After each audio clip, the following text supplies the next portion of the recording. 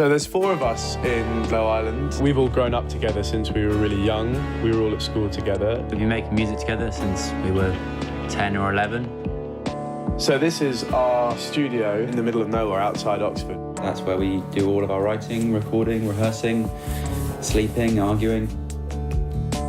So the idea was to make some music that wasn't out there before, something that didn't tick any of the boxes. Bringing like traditional songwriting together with dance music. There was this feeling that sort of dance music gives you, where you're euphoric, nostalgic, all at the same time.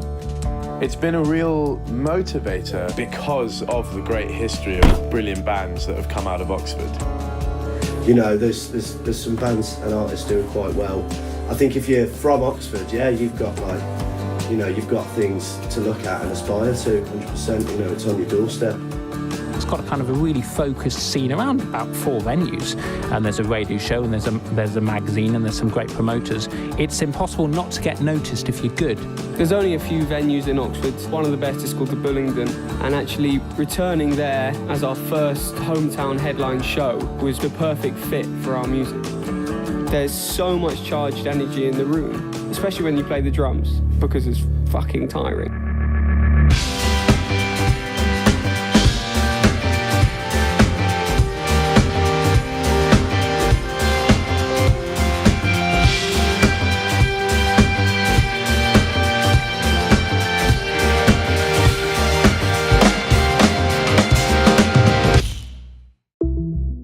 None of us were expecting to play abroad so soon. It does something for you just getting on a plane with your mates and your instruments. You know, we've been working so hard the last year, we haven't really had the opportunity to go away that much, so it's just really fun to be able to, you know, go abroad. You feel amazing actually just arriving in a country that has sort of invited you to come and perform there. You know, you're not just a tourist. It was like our first taste of being a proper band on the road. We're playing for one of our favourite festivals, Club Nights, in the middle of town in this amazing old music hall. Everything was in our favour that show. You didn't have to worry about anything and you could just enjoy playing. Playing to new audiences is quite a difficult thing to do, and what you have to do is just not worry too much about what the reaction's going to be. As soon as you play one of your songs and you feel the full power of a massive sound system, it's kind of completely elating. Sometimes you're misunderstood, but then sometimes we've done all that we can. I just wanna see you happy. I just wanna see you happy.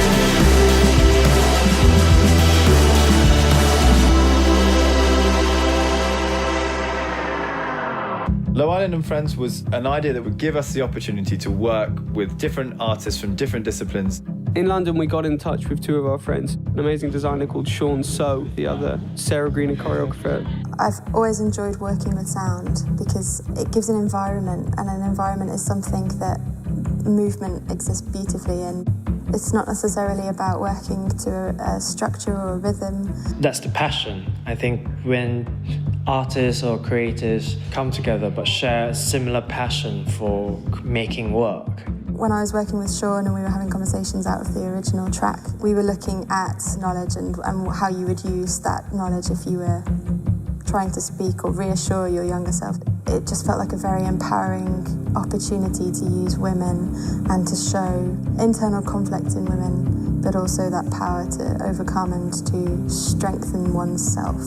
It's the new way of working, really. There's no ego about it, and it's all about sharing. There's so much you can learn from someone who works in movement or someone who works in design. They don't see the same things that you do. They see colour, or they see movement, or they see this bigger picture that sometimes you don't. It's strange you're working with people as materials.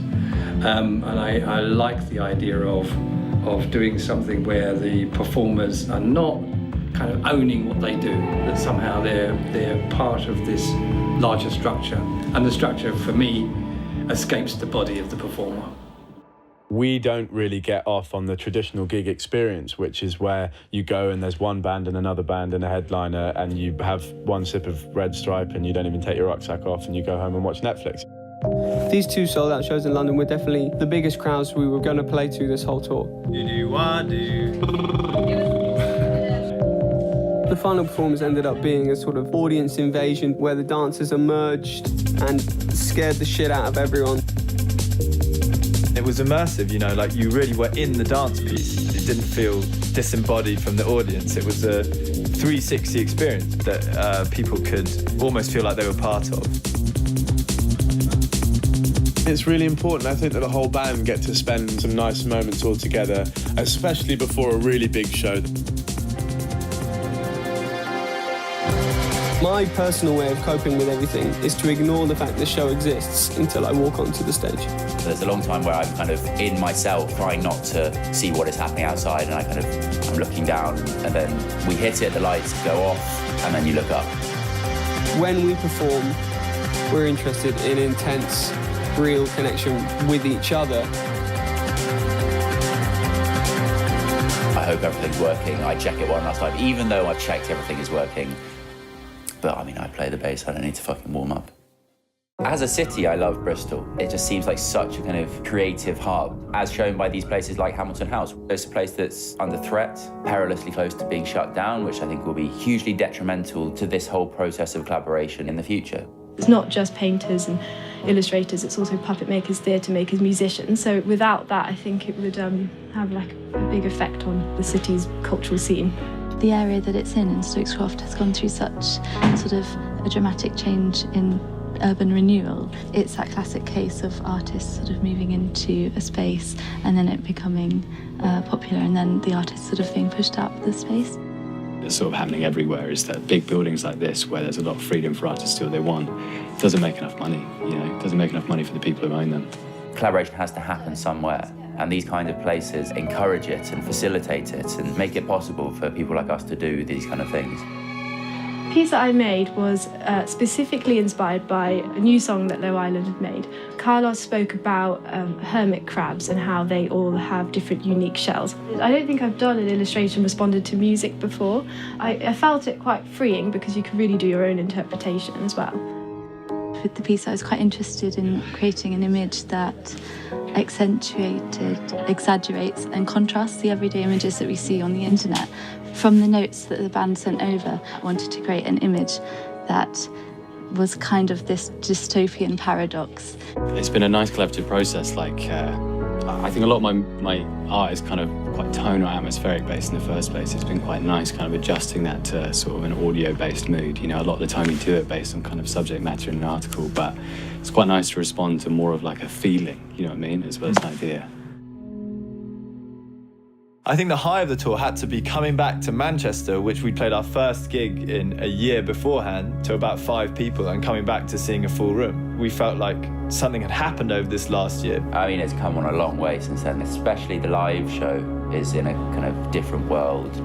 You know, more is more. The next time we go on tour, we're going to have 3 Skodas. I think next time I'll definitely try to eat less crap. I love Manchester as a city, but I don't know it outside of music, which is really nice, actually. It's like I have just discovered it through playing in this band. Why are you doing it? You got to do it because you love it, which is basically because you like the music and you like the people you're with. The whole thing becomes second nature, and it's sort of sad to give that up. You've actually built up this enormous energy. There's always a bit of sleep deprivation, but that sort of adds to the entirely surreal adventure of being in a band. And your mood does this. It doesn't have stability, it's not solid, it's not predictable, it's not regular at all. So it can be really hard, it can be stressful. But I will take the chance to walk. But actually none of that stuff matters when you're not doing it on your own and you're doing it with your best friends. And so that's kind of why when we hit the last chord of the last song on the last gig of the tour, I just wanted to keep going every day, forever, basically.